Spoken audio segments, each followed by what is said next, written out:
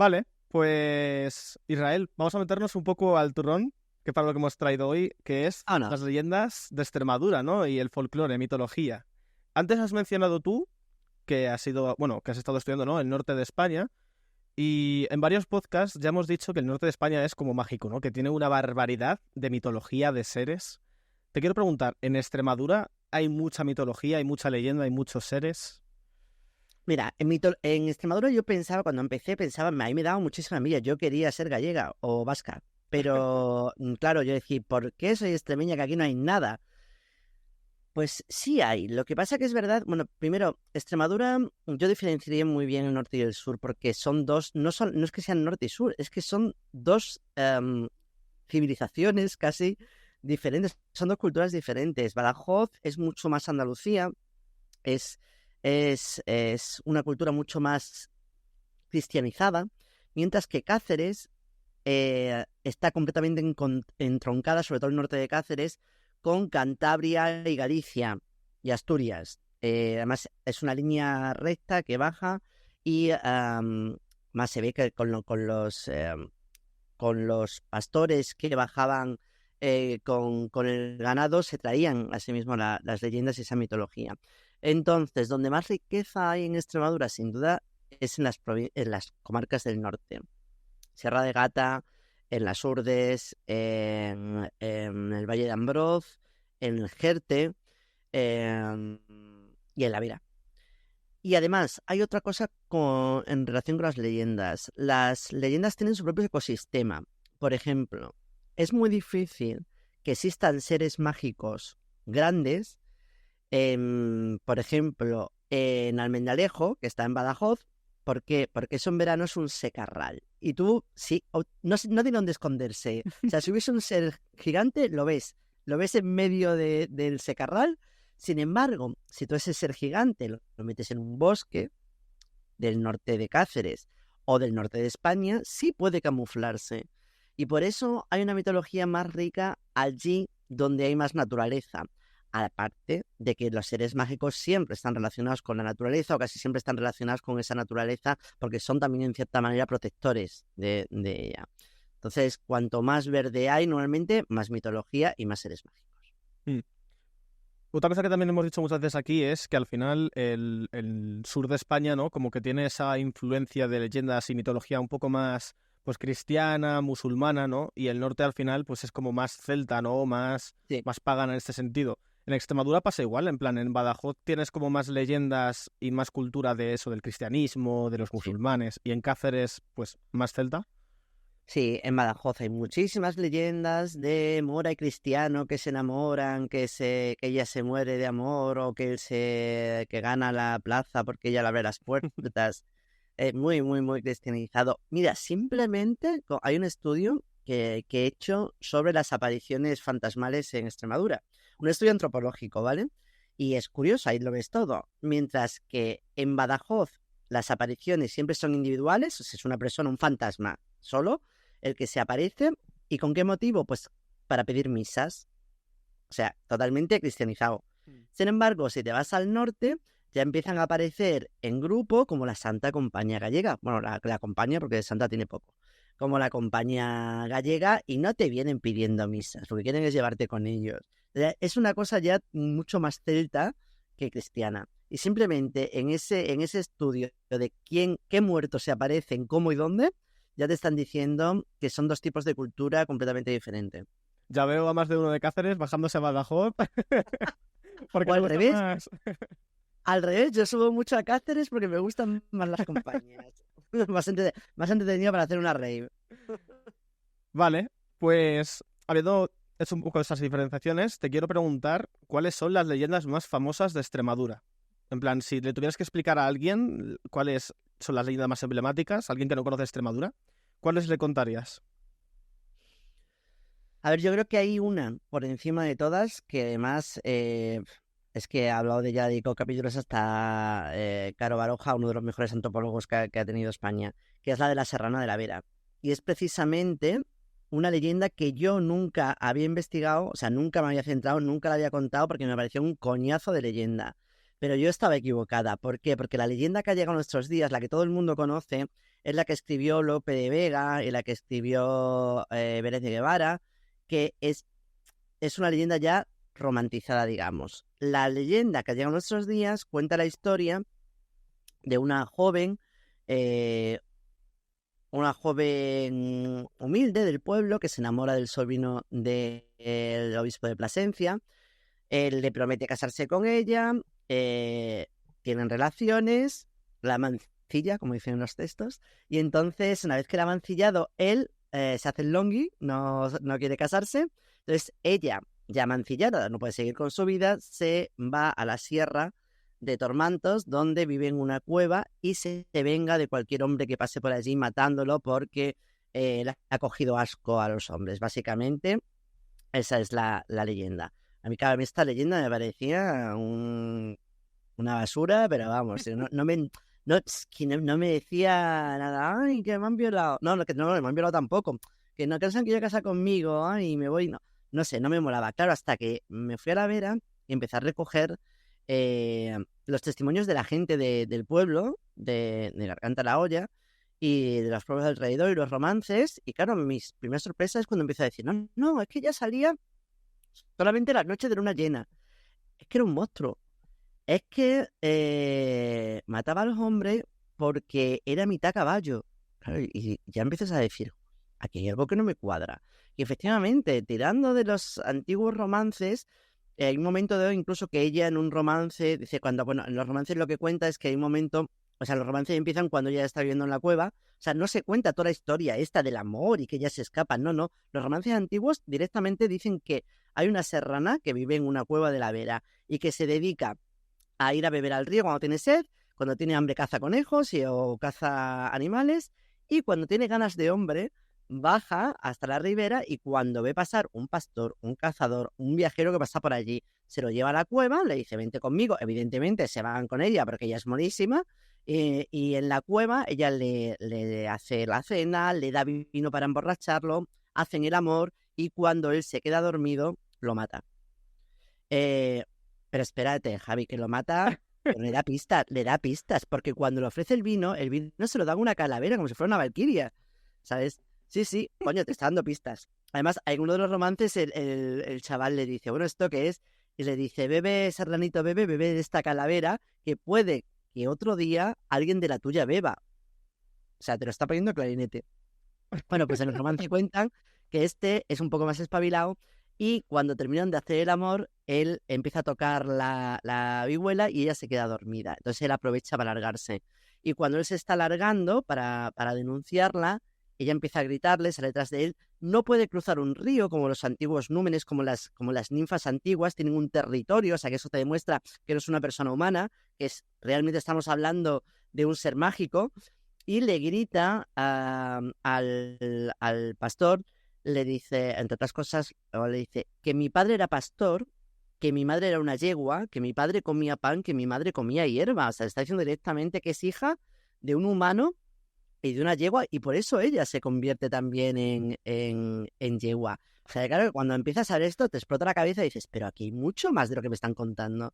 Y ese mito sí que me mola, porque luego te das cuenta que realmente lo que hay detrás es una diosa de la naturaleza muy parecida a la diosa Mari del País Vasco y muy parecida a estos númenes cántabros y astures.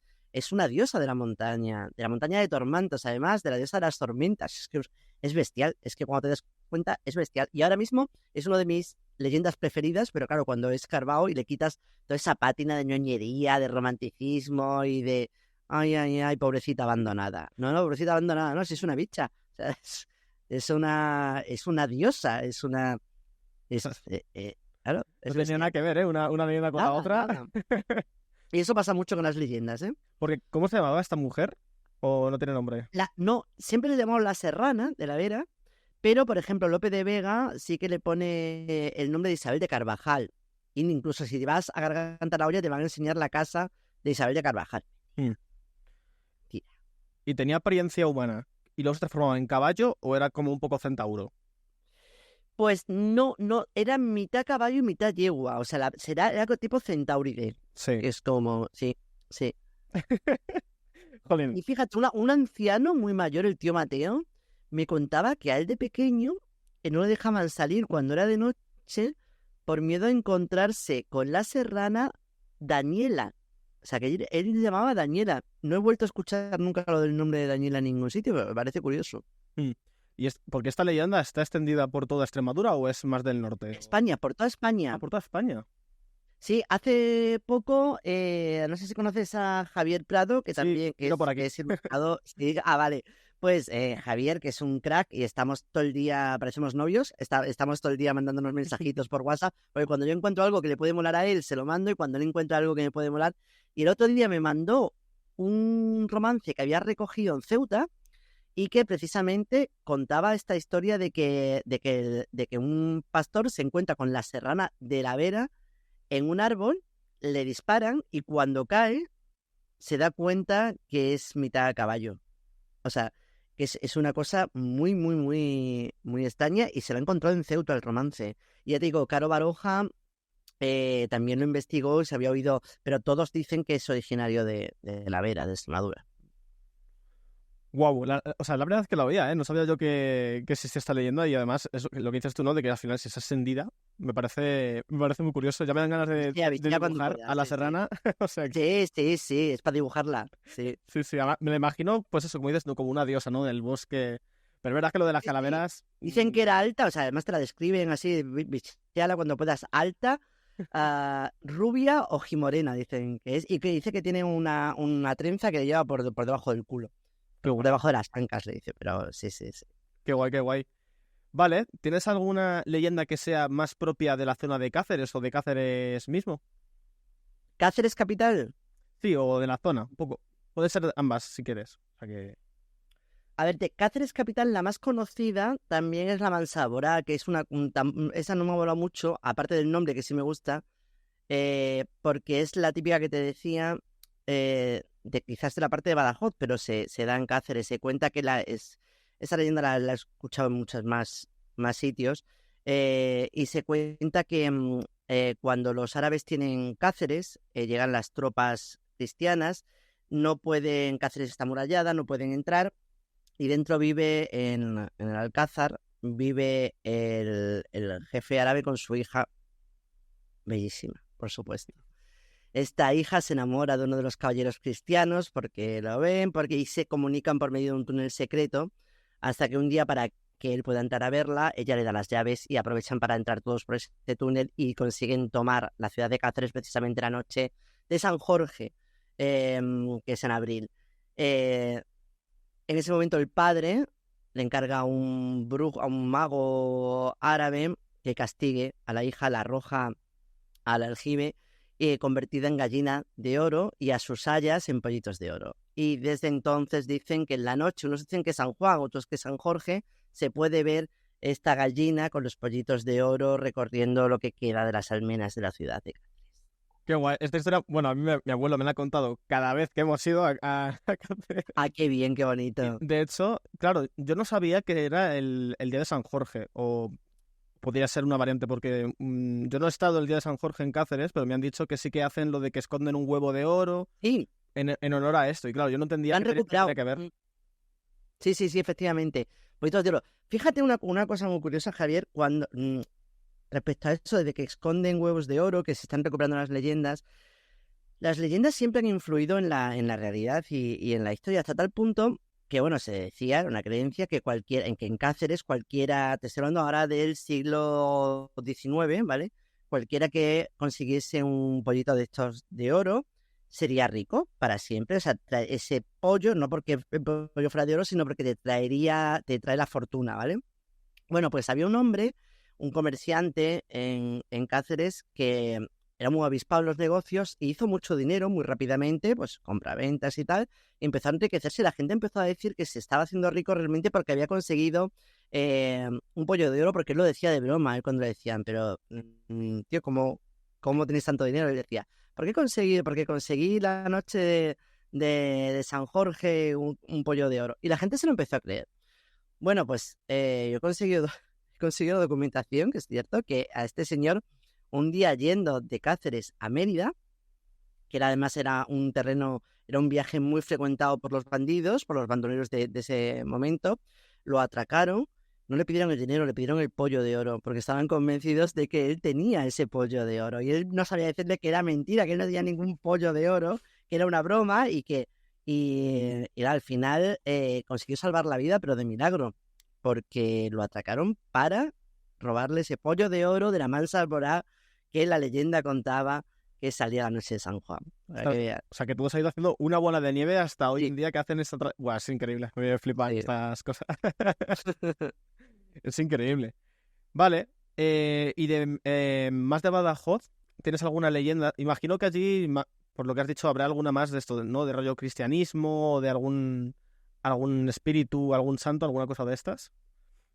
Sí, a ver, hay mucho cristiano. Lo que pasa es que tú en lo cristiano, en el momento que tú escarbas un poco, ves todo el paganismo. Mira, por ejemplo, yo que sé, me estoy acordando.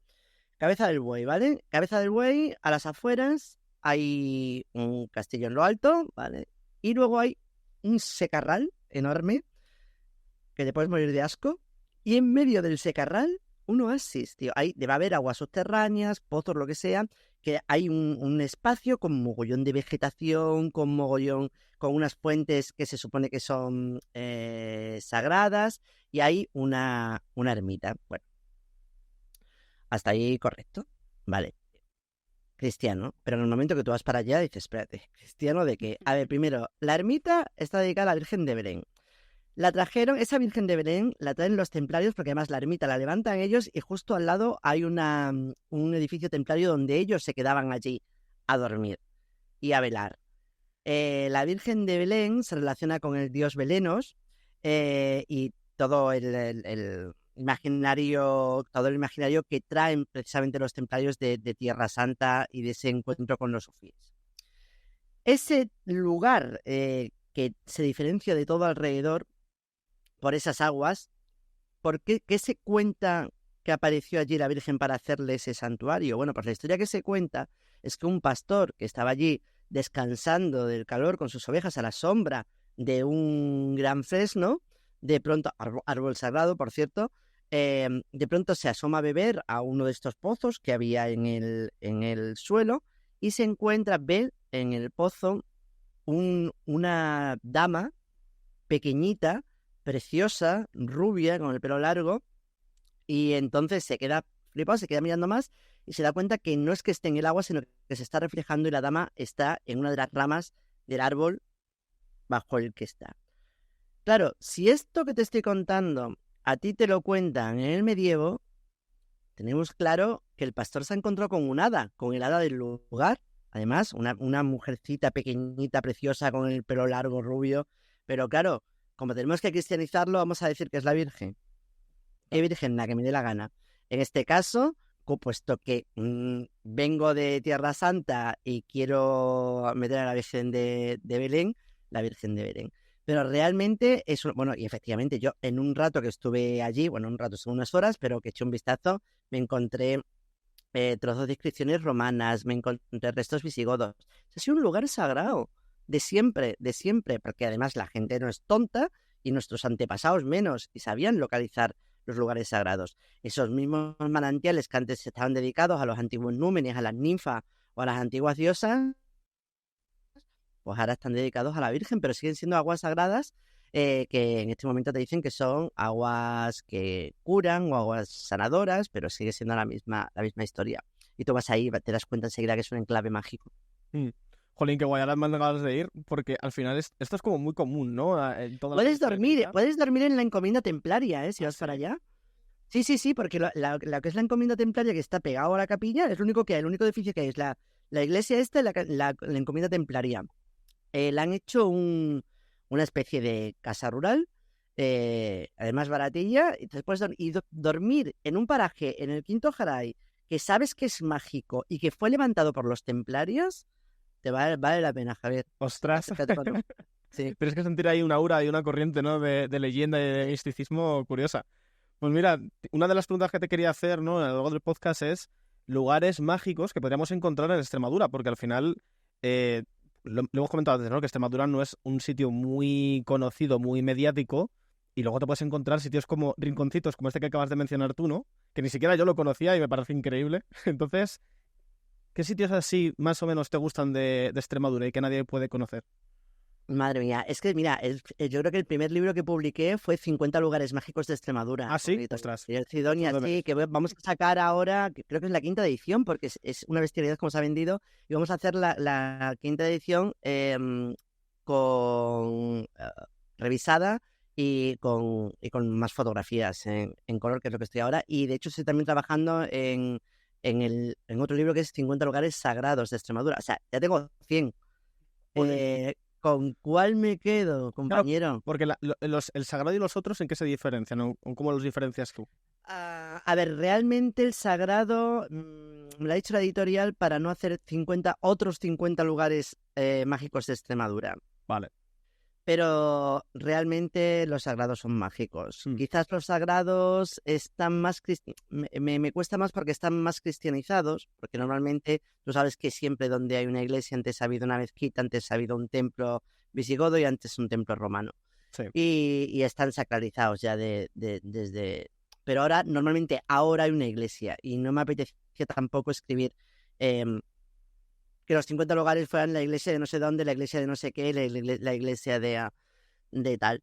Pero bueno, estoy consiguiendo sacar 50 lugares que algunos de ellos no están totalmente sacralizados, aunque sí tienen todos los datos para ser sagrados.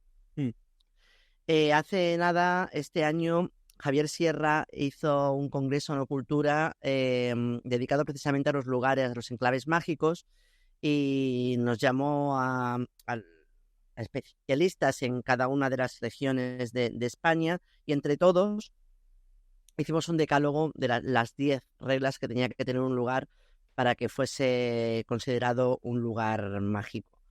Y, por ejemplo, una de ellas es la sacralización, que haya leyendas alrededor, que se cuenten leyendas alrededor de este lugar, que haya habido efectos sobrenaturales, pero efectos sobrenaturales pueden ser desapariciones marianas, pero también ovnis. O sea, normalmente cuando un lugar es sagrado suelen pasar bastantes cosas allí. Otra de estos rasgos, de estos tips, es que haya gente sensible que encuentre esa perturbación en la fuerza que puede darte en esos lugares. Yo no, porque soy una cerril, ya te lo digo, yo nunca siento nada, pero sí es verdad que la gente que es más sensible en esos lugares se encuentra bien o mal, porque es verdad que las fuerzas pueden ser positivas o negativas. Y a ver, no sé si tuviese que decirte, es que hay muchos. Mira, hay unas cuevas en Fuentes de León en el sur, que son bestiales porque se han encontrado esqueletos, bueno, tienen lagos subterráneos, se han encontrado esqueletos de miles de años, esqueletos con trepanaciones, se han encontrado huesos en los que se ha practicado el canibalismo, y son lugares muy, muy, muy potentes y muy desconocidos como todos los que tiene Extremadura. A ver, así alguno más que me haya...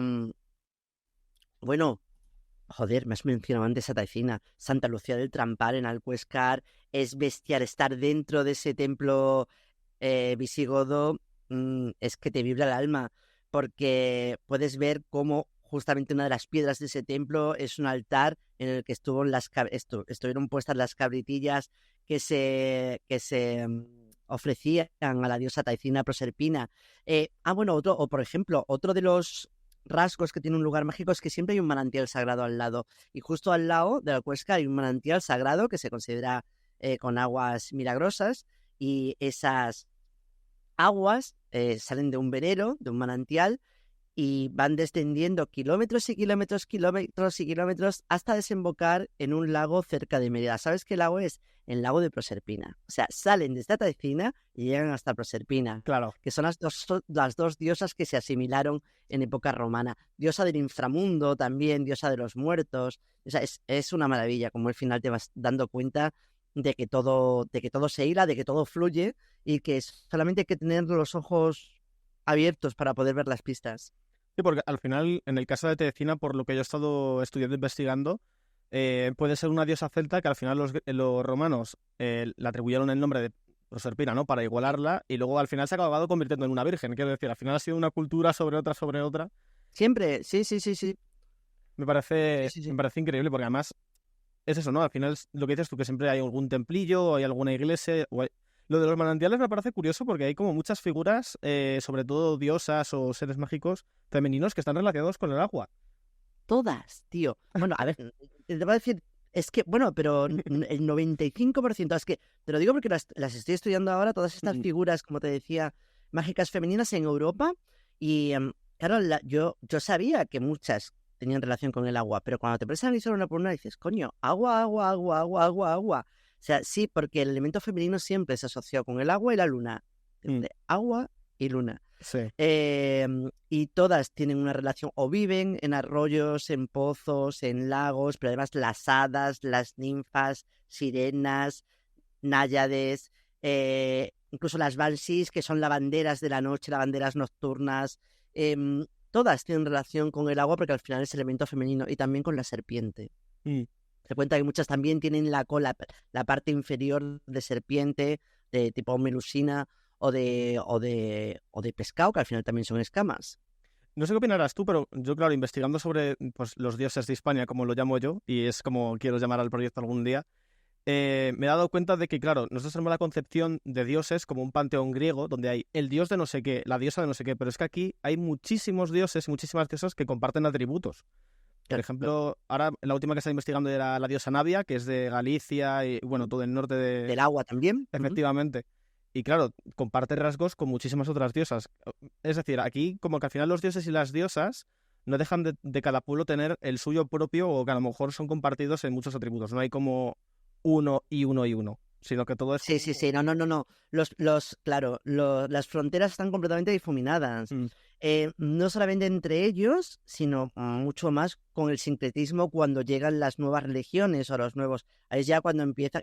Pero eso mismo pasa porque es lógico, porque es normal, porque son leyendas y no hay compartimentos estancos. Eso mismo pasa con los seres mágicos. O sea, hay atributos de las sirenas que lo tienen las anjanas y que lo tienen las jáncaras extremeñas. Y entonces yo cuando empecé con este proyecto intenté, ilusa de mí, meterlos en cajones, o sea, hacer, bueno, este cajón para sirenas, este cajón para... No, no, no, es imposible, igual que las diosas, es imposible porque se van mezclando, bueno, pero incluso lo que tú dices, las diosas, incluso en el panteón casi más que podemos decir que es más ordenado, que es el greco-romano. mm. Tampoco. Hay atributos que se van mezclando o que en una época lo tiene una diosa y en otra época pasa a otra diosa diferente. Y entonces, claro, ahí está la dificultad de poder estudiarlo, pero también la magia de ver esa ductilidad y esa evanescencia que tienen estos personajes. Sí, sí. Bueno, a mí me encanta investigar y ver cuáles son cada correlación, ¿no?, entre dioses.